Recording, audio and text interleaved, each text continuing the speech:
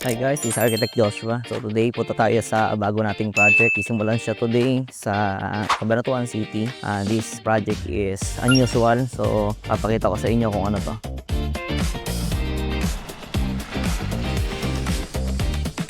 Gusto mo bang manalo ng 100 piso? Tara na't lumahok dito sa ating palaro na tinawag naming Find the Missing Item Challenge. Sa larong to, kailangan mo lang hanapin yung item na to sa whole duration ng ating video. So makikita mo siya sa pwedeng sa gitna, sa unahan, o sa hulihan ng ating video. So ang kailangan mo lang gawin is i-screenshot yung time na nakita mo siya at i-comment doon sa comment section ng video na yon. Ang mananalo ay randomly pick via comment picker mula sa mga nag-comment o kanilang mga screenshot. Bukod doon, kailangan din nating i-check kung naka-follow ba siya at naka-like doon sa ating video. And of course, dapat naka-share din yung video sa kanyang newsfeed or sa kanyang wall. Ganun lang kadali. Alika, sali ka na. So panoorin mo yung video at malay natin, ikaw yung manalo ng 100 piso. Congrats agad. Thank you!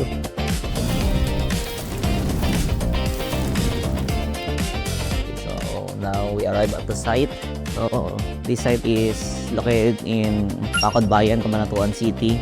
So this project is a continuation of a church building. It's a Baptist church, personally and privately funded by our client. So I want to share with you how blessed I am to continue this structure para sa kapurihan at sa pagpapalawig ng salita ng Diyos sa ating lahat. So I am truly blessed na kami yung gagawa nito at magagamit ng kapulungan dito sa Bacodbayan. So as you can see, yung pagkakagawa nito is medyo questionable dahil makikita nyo meron siyang connection dito from column to their steel beam pero hindi siya nag-connect. So ito yung mga gagawa natin ng paraan. How are we going to strengthen this structure? Our contract is finishing for now. Mag-CHB laying tayo and some dowels and reinforcing bars and then plastering. So of course, ang process natin dyan is CHB laying, electrical roughing ends para sa outlets and switches, and then plastering and preparation na tayo for our ceiling,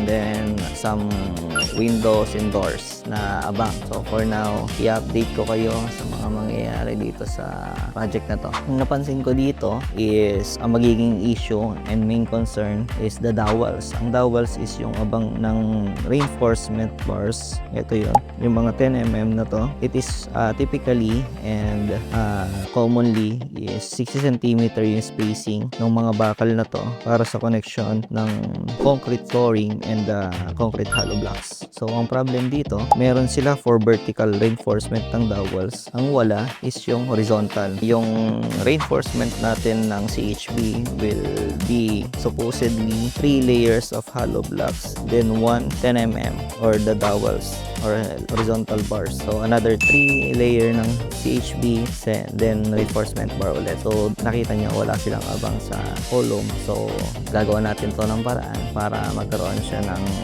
reinforcement bar para maging connected yung CHB dito sa ating structural columns and beams. Napansin ko din na wala silang beam dito as support, not unlike sa may kabila na meron na siyang beam. So magkakaroon tayo ng additional beams right here para sa reinforcement and ma-supportan natin na maayos tong structure natin. So here will be the altar location.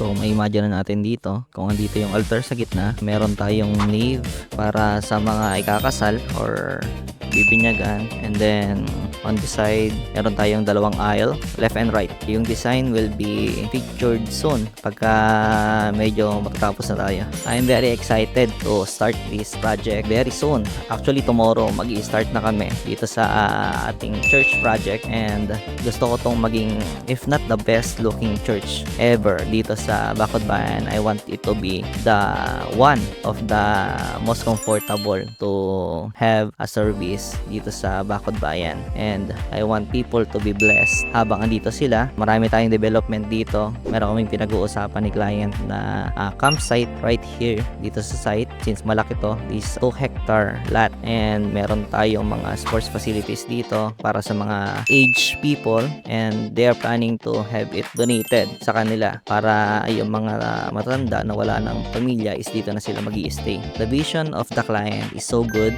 and I want it supported ng aming company since since gusto ko rin na yung idea nila and our ideas are aligned. So, sana magawa namin to ng tama.